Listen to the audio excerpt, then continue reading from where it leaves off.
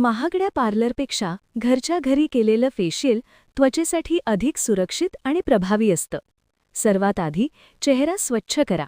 बेसन आणि दूध किंवा गुलाब पाण्याने हलके हाताने चेहरा धुवा. आता गरम पाण्याची वाफ घ्या. 5 ते 7 मिनिटांची वाफ त्वचेतील घाण बाहेर काढते. नंतर सौम्य स्क्रब करा. साखर आणि मध वापरून हळूवार मसाज करा. आता फेस पॅक लावा. मुलतानी माती आणि गुलाब पाणी 15 मिनिटे ठेवा.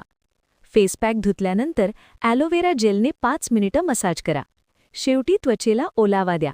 नैसर्गिक मॉइश्चरायझर त्वचेला मऊ आणि चमकदार ठेवतो. आठवड्यातून एकदा घरगुती फेशियल नक्की करा.